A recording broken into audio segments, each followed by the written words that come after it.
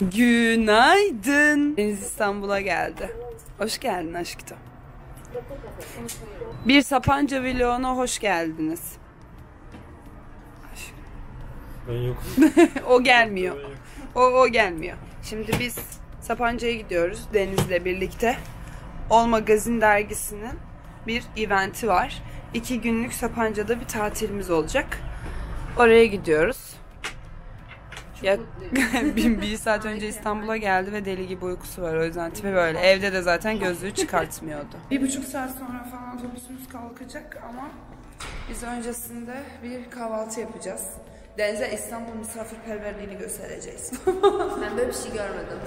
İşte şimdi kahvaltı yapmaya gidiyoruz.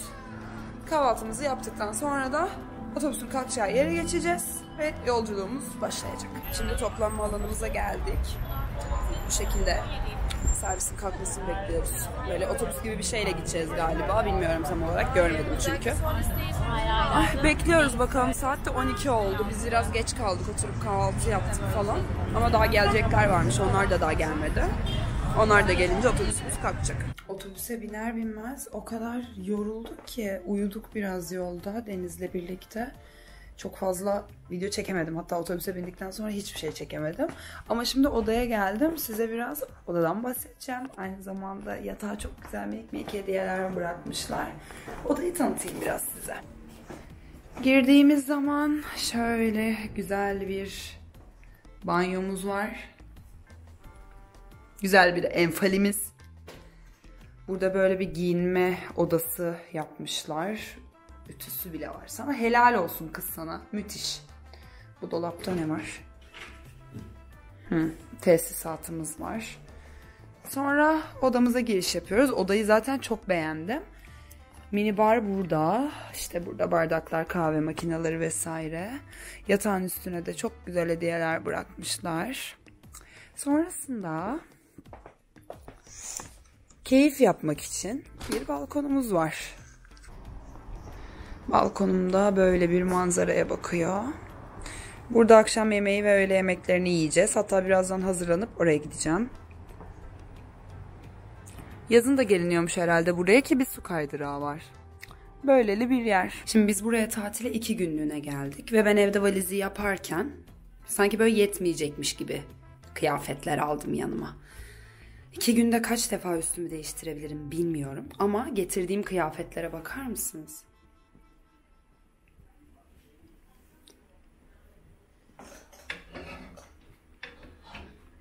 Bunları ne zaman giyeceğim? Hiçbir fikrim yok. Konu bir yere tatil olunca asla böyle başıma bir şey gelmesin diye kendimi garantiye alıp 8 kilo tişört, 8 kilo kazak, 16 kilo pantolon kiloyla alıyorum.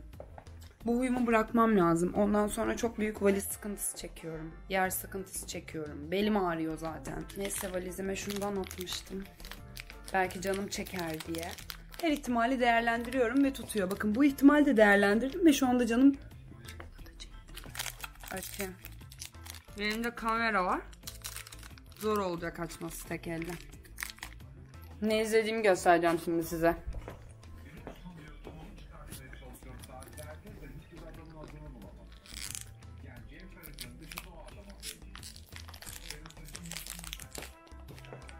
Nerede saçma sapan programlar, orada ben. Şimdi bir makyaj yapacağım. Ondan sonra yemeğe gideceğim. Bu makyajı da böyle hızlı hızlı bir çekeyim dedim size.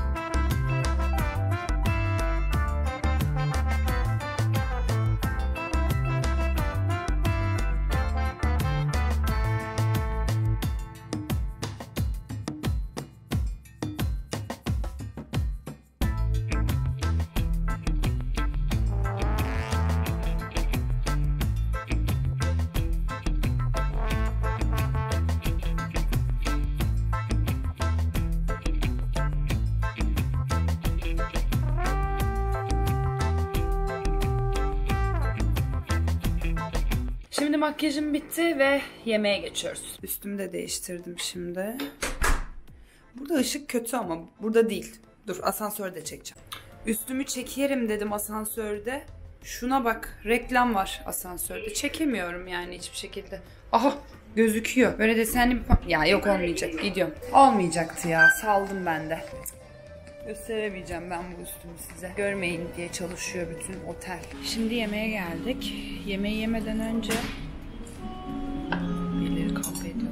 Bakın. Dedikodu'yla beraber görüyorsunuz. Sinirlendi beyimiz. Buradan çekersem eğer karanlık çıkacağım. Çünkü ters ışık. Yanlış yere oturmuşum.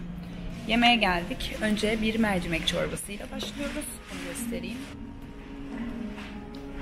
Fix menüymüş. Bundan sonra da diğer ana yemeklere geçeceğiz. Bayağı acıktım. Çünkü sabah aslında kahvaltı yaptık ama çok da böyle derin detaylı bir kahvaltı değildi değil mi Deniz? Yumurta yedik sadece. Aynen. Ya tutsun diye yapılmış bir kahvaltıydı. O yüzden tam da doymadım. Şu anda da saat 4. Ve açım. Ana yemeğimiz. Bayağı iyi dönüyor Mantar soslu, antrikot ve lazanya. Ana yemek buymuş. Servisi kötü ama. Yani bekliyoruz. Garson orada görüyor yemeğin çıktığını. Yanından geçiyor yemeğin. Ve bakıyor böyle tabağa. Ve devam ediyor. Dördüncüde uyarmasaydım getirmeyeceklerdi bunu. Çok sinir oldum. Haklısın. Katılıyorum. Hı. Bak soğumuş. Soğumuş mu? Evet al bak tadına. Bakıyorum şimdi. Bu ne? Lazanyaya bak. İğrenç. Ben bunu yemem. Yemeğe de iğrenç denmez günah ama yani şeyden ötürü soğuduğu için söyle tadına değil. Hı? De güzel değil bence. Beğenmedim. Başarılı bulmadım açıkçası. Yani madem öyle bekletilmiş et getireceksin sen bana. Sen burada beni ne bekletiyorsun? İçeriden çıkarttın sen bunu galiba o zaman.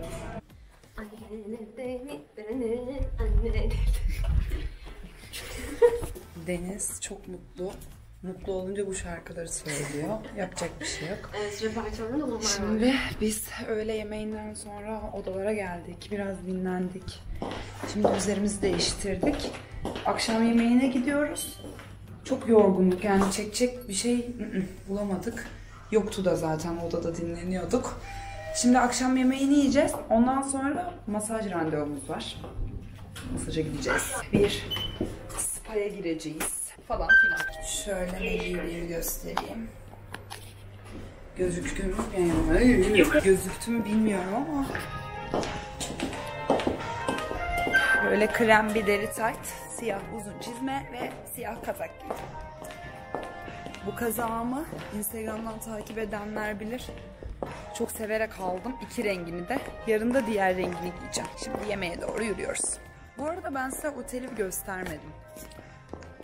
Böyle lobisi bayağı büyük. İşte böyle devasa merdivenleri var. Bunun gibi.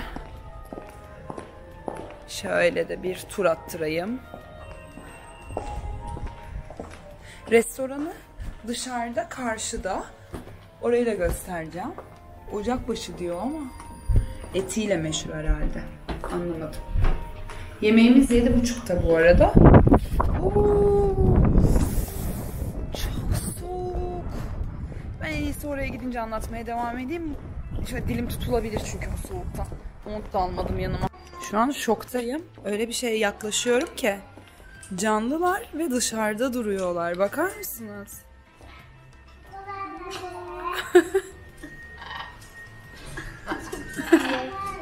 Şimdi spa'ya geldik. Buraya yerleşip üzerimize havlularımızı alıp masaja geçeceğiz. Böyle bir giyinme odası var. İçeriye geçince de detaylı gösteririm. Buralarda öyle çok bir şey yok zaten. Şöyle spa'ya doğru geçiyoruz. Deniz'le aynı odada masaj olacağız. Biraz böyle... Masajı. Ne? Aşk masajı. Çift masaj yaptıracağız Deniz'le. Burada da bir parti olacak bu sıcak havuzda. Birkaç saat sonra. Katılır mıyım? Bakacağız. Önce bir masajın nasıl geçtiğine bakalım. Öyle karar vereceğiz. Odamız burası. Bu da relaxing day. Masaj odamızın ışığı açılınca bu şekilde oldu. Masaj bitti tabii. Bu arada o kadar güzel bir masajdı ki şu an böyle bütün vücudumu baygın hissediyorum. Bir an önce odaya çıkıp yatacağım, duş alıp. İlerinizde masaj yaptılar. Güzel işler sanırsam. Bilmiyorum ama ben biraz değil bayağı bayıldım yani. Çıkıyoruz şimdi. Çıkamıyoruz çünkü kapı bu şekilde. Hayvan kadar bir kapı. Bu kapıdan nasıl çıkasın? Havuz partisi daha başlamamış. Thank you. Havuz partisi daha başlamamış. Şimdi odaya doğru gideceğiz, bakalım ne yapacağız. Yemekten sonra direkt spa'ya, masaja indiğimiz için bütün eşyalarımız elimizde kaldı. Böyle odaya gidiyoruz şu an. Ve ben eşyalarımı havlunun içine sakladım. Hiç anlaşılmıyor gerçekten içinde ne olduğunu. Zeka işte yani, böyle bir çözüm ürettim. Deniz sürekli odasının numarasını unutuyor. Beni takip ederek buluyor odasını. Burası odan aşkım. Geç. Çok fazla oda var. Bu arada gerçekten bir kat bu kadar. Ayna gibi gözüküyor ve aynı zamanda burada da böyle devamı var. Karanlık oldu. Şimdi Deniz'in odasına misafirliğe geldim. Deniz oda çok soğuk, ısı. Şeyi mi açık bırakmışım? Şimdi misafirliğe geldim, bana kahve edecek. Cidden. Şimdi biz ani bir karar değişimiyle kahvelerimizi, kapıyı açsana, elleri de çok dolu. Ani bir karar değişimiyle benim odaya gidiyoruz. Çünkü neden? Şimdi Deniz'le uçak biletlerimizi aldık. Bizim çok güzel bir sürprizimiz olacak Ocak ayında. Söylesem mi söylemesem mi bilmiyorum ama 8 ile 13 arası bir tatile gidiyoruz Deniz'le. Bir yere gitmiyoruz hem de. 3 farklı yere gideceğiz. O yüzden onların biletini aldık. Türkiye değil. Türkiye değil. Üçü de Türkiye değil. Çantamdan kart alsana. Benim kartım sende olamaz, çantamda.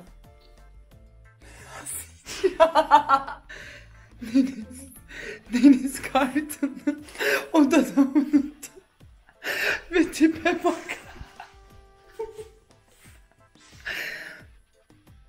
Ne yapacağım abi ben? Böyle gidemem. Arayayım resepsiyonu, onlar kart getirsin. Evet. Arıyoruz buradan. Tam çantama yardımcı ol. Şeyi çıkart. İkinci kartım bu. İkinci. Sürekli kart kaybediyorum. Nasıl? Ben kartı çıkartmıyorum bilerek, o da ısınsın, soğumasın diye. Şu an çorba söyledik. Benim odama gelip hala üzerimizde bornozlar var. Ve böyle bir program izliyoruz. Doya Doya Moda diye. Ve bu programda herkesin kendi bir özgüveni var. Jürilere işte Kemal Doğulu, Uğurkan Erez falan birileri var. Şu siyah kim? Asla tanımıyorum kendisini. Aynen şu kadın. Bilmiyorum. İşte jürilere bir artistlikler yapmalar. Kadın diyor ki, kız üzerindekilerin fiyatını söylüyor. Neyse konuşuyorlar falan, başka sorular soruyorlar. Sorular bittikten sonra kadın diyor ki, üstündekileri ne kadar almıştın diyor. Çünkü yorum sırası kadına geliyor. Kız böyle diyor. Bunu söylemiştim zaten. Ha sen neyine güveniyorsun? Bir dur bismillah, elenecek misin elenmeyecek misin belli değil. Çok garip bir program. Bakalım onu izliyoruz şimdi. Şimdi Deniz gitti. Ben odada yalnız kaldım. Ama Doya Doya Moda programını izlemeye devam ediyorum. Sinirimi bozuyorum tek başıma, anlayacağınız. Çünkü her şey çok gereksiz. Katılımcılar gereksiz, jürinin yorumları gereksiz. Jüride zaten birisi var, ona tamamen uyuz oldum. Tanımıyorum çünkü kim bilmiyorum. Bilmiyorum yani, daha fazla yorum yapmak istemiyorum kendisi hakkında. Ama çok sinirlerimi bozan bir program oldu. Birinci günü bu şekilde sonlandırıyoruz. Yarın Maşukiye'ye bir yolculuğumuz olacak. Önce Oppo ile bir sabah kahvaltısı yapacağız. Oradan da Maşukiye'ye gideceğiz. Bir doğa gezisi. Sonrasında otele geleceğiz. Deniz'le spa'yı o kadar çok beğendik ki acaba dedik yarın da scrub'a mı girsek? Bilmiyoruz. Bakacağız işte yarın neler yapacağımıza. Ben de duştan çıktım. Şimdi ışıl ışıl uyuyacağım. Günaydın. Şu an kahvaltıya gidiyoruz. Ben uyuyakalmışım. Bugün gece çok geç saatte uyuduğumuz için. Şimdi kahvaltıya doğru gidiyoruz. Gözümde gözlük var. Otelde gözlükle geziyorum. Çünkü uyuyacağım. Rahat rahat uyuyabilmek için ayakta. Gözümdeki gözlüğü çıkartmıyorum. Deniz var gibi.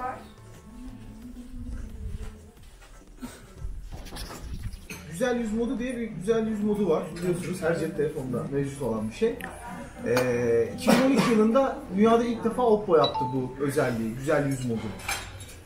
Panoramik ekran dediğimiz tam ekran cep telefonları, yani şu anda elinizde kullandığınız ürünün ekranına biz panoramik ekran diyoruz. Reno 2'de ve Reno 2Z'de bulunan. Panoramik ekranı dünyada ilk defa tüketicilere sunan üretici oldu. Dünyanın ilk 16:5 ön kamerasını yapan, dünyanın ilk otomatik dönen motorlu kamerasını yapan, dünyanın ilk pop-up motorlu kameralarını geliştiren üretici oldu. Bunun dışında yeni teknolojiler de geliştiriyor Oppo. Özellikle hızlı şarj konusunda şu anda 27 dakikada full kapasitede olan kamerayı öne çevir, yukarıdan bir şey çıkıyor. Bunun yanı sıra bu yıl yeni teknolojiler gerçekleştirdiler. Özellikle kamera konusunda. Çok iyi mi? Bu beni çok heyecanlandırıyor. Önümüzdeki aylarda Türkiye'de de satışa sunacağımız bir modelde olacak. Çünkü ekran altı kamera teknolojisi diye bir teknoloji geliştirdik. Cihazda herhangi bir pop-up motor ya da önde bir kamera olmayacak. Siz kamerayı hiç görmeyeceksiniz, selfie kamerasını. Ekranın altında olacak. Bahsedilen Oppo telefon bu arada. Bu. Kamerasının şöyle bir özelliği var, onu göstereceğim şimdi size. Ürünler, taşınabilir ürünler, aksesuarlar üretiyor. Şu anda dünya pazarında 3. sıradayız. Şuraya dikkat edin. İtibariyle sevkiyatta 4. sıraya yükseldik. Buradan selfie'ye çevirdiğin zaman telefonu, buraya çok büyük önem bakın veriyor. yukarıdan böyle bir şey çıkıyor. Şirket olarak, vizyon olarak da sonra geri çeviriyorum. Ve gençlere çok o geri aşağı iniyor. Satış politikamız var. Çok şok bir şey. Teknoloji çok ilerlemiş. Nurgül. Burada. Özgür. Efendim. Özgür yok. Telefonu dedim. Rengin. Orada. Tuana. Burada. Tuğba. Evet. Ne oldu? Tuna. Yonca. Burada. Zuhal. Yoklama alanında şu an. Tuğba. Koca kahvaltımız bitti. Şimdi telefonları denemeye ve deneyimlemeye gidiyoruz. Maşukiye'ye gidiyoruz. Orada çok güzel şelaleler falan varmış. Onları göreceğiz. İşte şimdi otobüse bindik. Yoklamamız da alındı. Çıkmayı bekliyoruz. Hazırız. Öğretmenim hazırız.